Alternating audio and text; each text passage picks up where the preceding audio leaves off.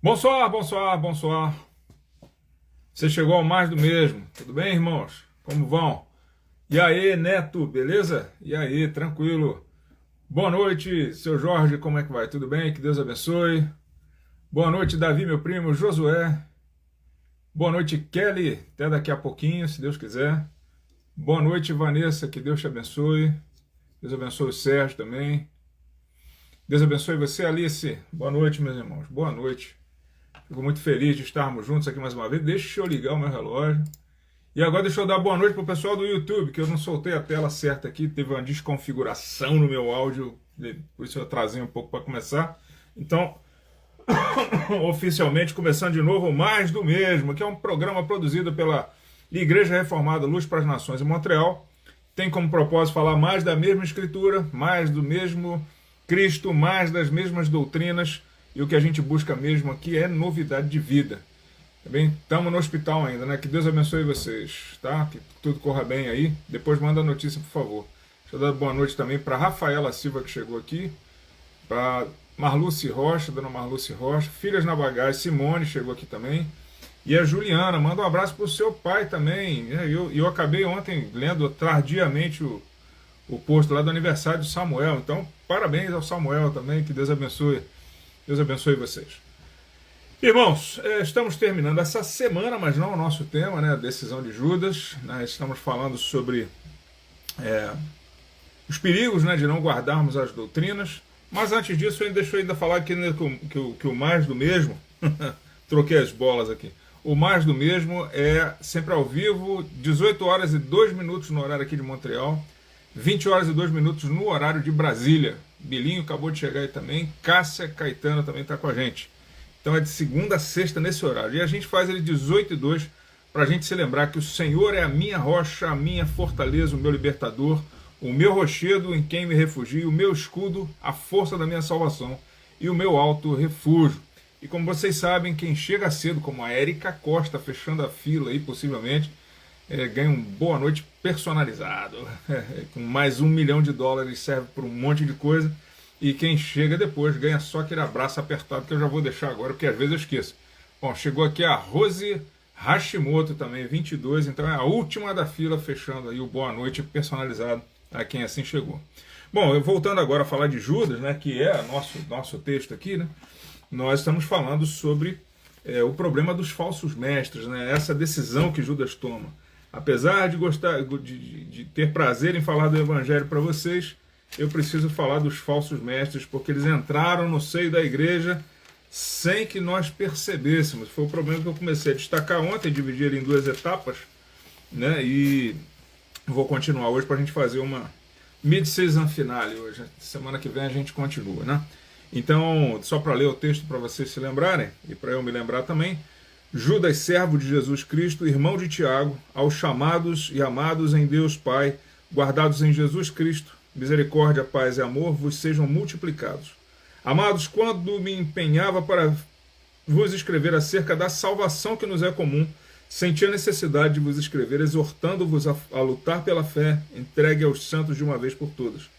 Porque certos homens se infiltraram entre vós sem que fossem notados.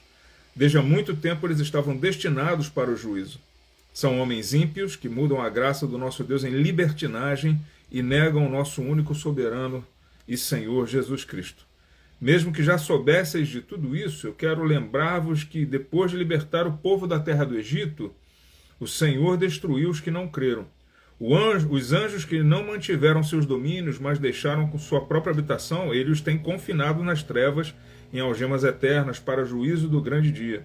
A semelhança desses anjos, Sodoma e Gomorra e as cidades circunvizinhas que praticaram imoralidade e relações sexuais contra a pureza foram postas como exemplo, sofrendo a pena do fogo eterno. Da mesma forma, contudo, esses sonhadores contaminam o corpo e rejeitam a autoridade e difamam os anjos.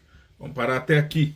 Então a gente vê que esses falsos mestres eles tinham essa postura promíscua e tratavam a liberdade da graça de Deus, a liberdade que Cristo conquistou para nós, né? Uma vez que Ele cumpre a lei em nosso lugar e nós recebemos nos é imputada não somente a justiça de Cristo, mas também como a sua obediência. Jesus cumpre a lei em nosso lugar, né? Então, esses falsos mestres, eles pegavam, como se o texto de Romanos, né, a gente lembrasse assim, poxa, então porque onde abunda o pecado, superabunda a graça, devemos pecar mais? É claro que não, diz o apóstolo Paulo. E eles perverteram a graça.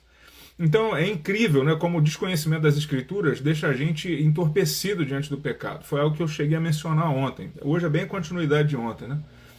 Notem como Judas qualificou esses falsos mestres. Ao mesmo tempo que ele nos chama de amados em Deus Pai, guardados em Jesus Cristo, e chamados, ele vai se referir aos falsos mestres como ímpios. Eles transformam a liberdade da graça em libertinagem e negam dessa forma o Senhor Jesus Cristo. Então a palavra ímpio, meu óculos sujou numa hora ruim aqui. A palavra ímpio, ela quer dizer literalmente sem piedade, né? Ímpio, né? Impio, né? Seria assim mais ou menos. Ela sem piedade.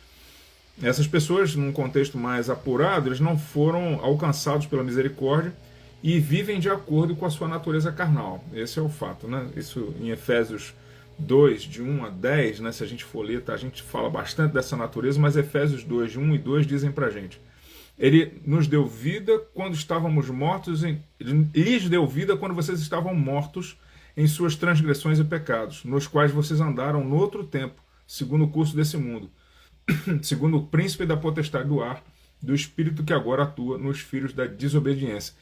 Ímpio é estar nesse estado anterior, né, à graça de Cristo. Ímpio é estarmos vivendo vivendo de acordo com as nossas transgressões e pecados, como andamos anteriormente. Então, o Judas, quando está escrevendo para a gente, está dizendo: esses homens que entraram na igreja sem serem percebidos eram ímpios, e a igreja não conseguiu perceber a diferença. Né? Tanto nos falta da santidade. Eu estava escutando um pastor essa semana, americano, eu não vou lembrar o nome dele agora, ele é bem famoso, eu deveria saber o nome dele de cabeça, mas não sei, perdão. E ele falando assim, falando de um filme que eu já assisti e já gostei a beça, ele falando de 11 Homens e um Segredo. Ele falou assim: quer saber como é que a gente está? A gente não liga mais para um monte de coisa que deveria ligar. Ele falou assim: nós estamos torcendo por 11 bandidos para se darem bem no final. Aí eu falei: nossa, pegou pesado. Mas depois eu fiquei pensando, eu falei assim: por que isso não me incomoda? Por que eu acho mal barato esse filme? Porque é um mal barato. Mas por que isso não me incomoda? Talvez esteja, de alguma maneira, talvez eu precise aguçar a minha percepção do que seja pecado ou não, da mensagem do pecado, que pode ser que eu esteja caindo no mesmo erro da igreja aqui, dos destinatários da carta, não percebendo a impiedade como sendo impiedade. Então esses homens carnais que entraram na igreja eram irreverentes, profanos, se infiltraram no meio da igreja sem serem notados. E olha só o porquê, de acordo com a realidade de muitos crentes, olha só o porquê, né? Essa é a ideia, né? De acordo com a realidade de muitos crentes. A gente chega na igreja, tem uma experiência salvífica. É o que eu digo, a teologia do ladrão da cruz. A gente reconhece que Jesus é nosso Senhor e reconhece que a gente é pecador pela ação do Espírito Santo. Então a gente tem essa experiência salvífica. A gente é convencido do pecado. Né? A gente chora, às vezes, se arrepende e acha que agora é só aprender a adquirir as manias dos crentes, os cacuetes dos crentes. Então, se no começo a gente tem uma experiência genuína, e depois a gente resume a vida cristã como sendo aprender a viver igual aos crentes. Falar igual a eles, vestir-se igual a eles, né? Ainda numa boa perspectiva, e nada disso está errado. O problema é que não é só isso. Né? Então, até aqui, esse processo de chegar na igreja, ser convencido do pecado, de crer em Jesus Cristo como Salvador, é um processo realizado por Deus em nós. Ele faz esse processo quase que sozinho. Mas quando chega a nossa parte, porque há uma cooperação, é o que a gente chama de santificação, diferente da justificação, que acontece no estalo, né? Quem acompanha há muito tempo vai lembrar que eu falava, a justificação, ela acontece no estalo, né? Então essa regeneração, ela acontece junto com a justificação. Nascemos de novo espiritualmente, nascemos para Deus, mas agora o nosso trabalho é desenvolver a nossa salvação. Um dos verbos, o verbo que está incluído ali no texto em grego, no original, é o verbo que vem, a raiz dele é de trabalho, trabalhai a vossa salvação, desenvolvei a vossa salvação, e é isso que Judas está nos lembrando aqui. Em Filipenses 2,12, O apóstolo Paulo escreve a eles dizendo o seguinte: assim, meus amados, como vocês sempre obedeceram, não só na minha presença, porém muito mais agora na minha ausência, desenvolvam a sua salvação com temor e tremor. Então a gente precisa desenvolver essa salvação que nos foi dada por Cristo e nos foi e a prova de que ela foi dada é o Espírito Santo habitando no nosso coração. Então se a gente acha que é só ficando, se a gente acha que só ficar imitando os trejeitos evangélicos, dar a paz do Senhor, ou graça e paz, ou não dá nada, só bom dia, né? Bom dia, irmão. Se isso é suficiente, chorar na hora do louvor, ou dizer, principalmente chorar quando você escuta aquela mensagem que fala assim: meu inimigo vai cair, né? Eu vou tripudiar em cima dele, ele vai me ver na vitrine, tá? Aí chora a beça, né? Chora vendo a vingança de Deus cumprindo na sua vida. Mas se você acha que se isso é ser crente, isso é muito pouco, irmãos. Eu não vou dizer que isso não é ser crente, porque crentes genuínos fazem assim, imitam os trejeitos, imitam até língua estranha, né? Às vezes até eles imitam, né? Tem gente ensinando a falar língua estranha, sabe-se lá o que seja isso. Mas tem gente na internet para tudo, mas ser crente é muito mais que isso. O compromisso é muito mais interno. E a fé que Judas conclama os irmãos a batalharem, ela é bastante objetiva. Ela não está falando só de um conjunto de coisas que você percebe na igreja ou percebe sobre Deus, ainda é resquício daquela tosse, ou que você percebe sobre Deus, ou uma emoção. Aí eu atesto que esse culto foi espiritual porque eu me emocionei nele. Isso não isso não é aferímetro, né? Isso não te dá condição. E foi isso que aconteceu na igreja lá. Os destinatários da igreja não estavam percebendo, talvez por uma fé um pouco rasa, pouco objetiva, eles não perceberam que esses devassos entraram no meio da igreja, trocando a verdade trocando a liberdade por libertinagem, e ninguém ficou muito incomodado, porque a fé era rasa, porque o fundamento não estava bem construído, não tinha finalizado de ser construído, né? Então aqueles homens ímpios eram tão distantes da verdade que eles negavam até que Jesus veio em carne. E olha que coisa objetiva. Havia aí uma questão histórica, havia pelo menos duas tendências que estavam se hypando naquela época, né? Que estavam bombando, né? Conforme dizia antes, né? Então, que era o antinomismo e o gnosticismo. O gnosticismo, o pastor Belchior tem falado bastante sobre ele, vou falar um pouco menos. Mas o antinomismo talvez seja uma palavra nova para você. Antinomismo quer dizer literalmente contra as leis, né? Então, assim, seria uma ausência de leis. Anomia seria a ausência de leis e antinomismo seria negar as leis, né? Junto com isso o gnosticismo. Então, antinomia quer dizer literalmente contra a lei. E nesse sentido, o antinomismo que bombava na época, ele advogava que Cristo não somente nos libertou da condenação da lei, porque ele cumpriu no nosso lugar, o que está correto, mas ele também acha que ele nos libertou da lei moral de Deus, ou seja, está tudo liberado, né? Eu adoro essa expressão, está tudo liberado, pode fazer tudo, porque Cristo já te libertou, nada mais do que você faz é pecado. Não, mas isso aqui é claro que é pecado, está escrito na palavra que é pecado. Não, mas Cristo já nos liberou, então pode cair na gandaia, conforme se falava antigamente, bem antigamente, e está tudo liberado. Não se preocupe mais com isso. E essa é a preocupação de muitos quando dizem: mas uma vez salvo, salvo para sempre, então eu posso cair na gandaia? É claro que não. A graça de Deus, ela vai te chamar para esse compromisso maior de conhecimento, dessa fé objetiva que vai nos ajudar a a nos tornarmos crentes verdadeiros. Então, esse é o problema do antinomismo. E o outro aspecto é o gnosticismo.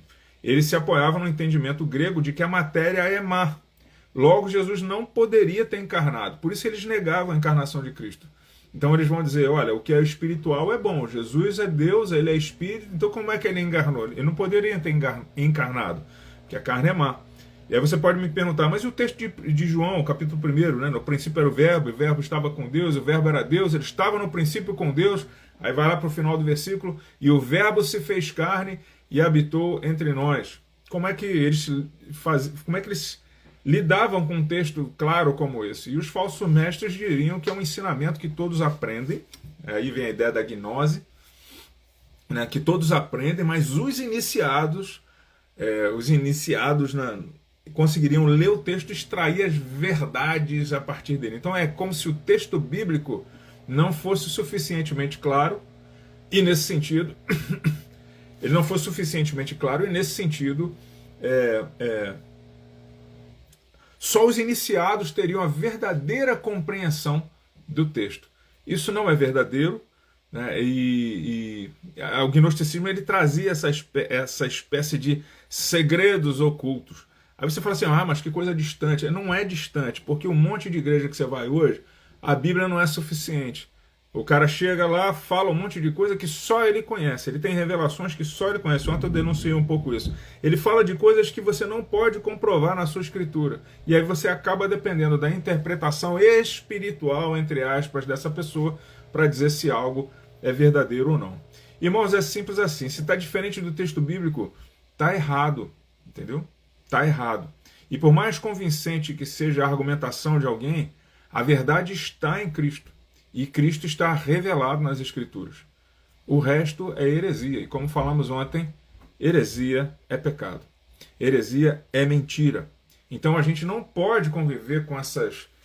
sendo a fé objetiva, né, que nós tratamos ontem, sendo essa fé objetiva, algo que nós podemos aprender, apreender, internalizar e depois ensinar, não pode cair nesses falsos mestres que ficam inventando coisas como se a Bíblia tivesse um monte de segredos ocultos que só os iniciados têm acesso. É diferente do que a gente está fazendo aqui. É lógico, se você estudar um pouco mais, seja uma teologia bíblica, histórica, filosófica, o que você quiser, ou até sistemática, você vai aprender um pouco mais. Se você estudar o texto grego, você tem como aprender um pouco mais. Eu não estou dizendo que a versão que a gente lê aqui tem tudo o que é possível saber sobre o texto. Não tem. Por isso os estudiosos estudam e escrevem textos. Mas estou dizendo que aquilo que é necessário para que nós tenhamos um cristianismo verdadeiro, de acordo com a vontade de Cristo, foi revelado nas Escrituras. Então você, como eu disse ontem, como os crentes de Bereia, nós devemos aferir se aquilo que está sendo dito entre nós, seja numa célula, hoje tem célula aqui em casa, seja numa célula, seja no púlpito, você precisa conhecer as Escrituras para comprovar se o seu líder não ficou louco, ou se ele só quer poder, ou se ele é um imoral. É nas Escrituras que a gente compara. Então, para finalizar, em resumo, né, até aqui, na carta de Judas nós somos chamados a lutar pela nossa fé. Então essa não é, como eu disse ontem, essa não é uma fé sentimental, uma fé do êxtase, né? Estática. Emoções e êxtases espirituais são ótimos, mas eles não são capazes de nos dar ferramentas para aferir a verdade na maioria das vezes. Então não é um sômetro para saber se a pessoa tem unção ou não, é o entendimento bíblico para saber se aquilo que aquela pessoa está dizendo cabe dentro das Escrituras. Se tiver, tudo bem. E se uma emoção brotar daí, tudo bem também. Mas a gente não busca emoção, a gente busca conhecimento de Deus. Só as Escrituras nos dão isso. Então, primeiro, somos chamados a lutar pela nossa fé, e essa fé é objetiva, não é sentimento nem êxtase. Ela é objetiva, é conhecimento das Escrituras. É dessa fé que ele está falando. Somos chamados a lutar, portanto, em terceiro lugar, pela fé bíblica, que o apóstolo Paulo chama de sã doutrina. Quarto, isso só irá acontecer quando realmente a gente se dedicar às Escrituras. De outra maneira, vai ficar só no sentimentalismo, e sentimentalismo barato. Quando realmente, isso também só vai acontecer quando nós nos dedicarmos à Escritura. Segundo, quando nós deixarmos a preguiça de lado, porque ler a Bíblia dá trabalho, estudar sobre ela dá mais trabalho ainda. Mas é a nossa geração que tem que legar para a próxima o entendimento bíblico. E se a gente tiver preguiça, eles terão menos do que nós já tivemos. Terceiro, quando entendermos a seriedade com que Judas está exortando os destinatários da sua carta, aí de fato, quando isso acontecer, de fato, nós estaremos rompendo com a inércia. Por último, os chamados são guardados e amados pelos pais. Nós somos as pessoas a quem Judas destinou essa carta também. Então, é o que eu quero compartilhar com vocês. A gente vai falar amanhã dessa quantidade de textos aqui, alguns textos difíceis aqui, principalmente o 15 e o 16, né, que aí vai ser uma parte que eu vou fazer mais rápido, porque ela é mais histórica, assim. Tem até livro apócrifo sendo citado aqui, e eu não quero deixar de falar disso com vocês na semana que vem. Então eu peço que nós assumamos o nosso papel diante de Deus, de de arautos dessa fé que pode ser conhecida através das Escrituras, para que a igreja do futuro possa receber minimamente o que nós recebemos. De outra maneira, nós legaremos menos do que recebemos até agora. Isso seria uma derrota muito grande. Enfim, chegou o final de semana. Eu quero desejar em Cristo que você tenha um ótimo final de semana. Se você está próximo da gente aqui, e vai à igreja, faz diferença. A igreja fica bonita quando todo mundo vai, todo mundo acha lindo. Então, por favor, vamos juntos lá celebrar o Senhor, em nome de Jesus. E se você está próximo da sua igreja local, também não deixe de frequentar o culto, não. Internet é bom, mas a gente tem que estar junto com os irmãos. Aos que chegaram depois do Boa Noite personalizado e não ganharam $1 milhão, um abraço fraterno, com toda a sinceridade, tá bom? E que o Senhor possa falar o coração de vocês aí nesse final de semana, para a gente se encontrar aqui, segundo a vontade de Deus, na segunda-feira que vem. Paz, irmãos. Beijo. Tchau.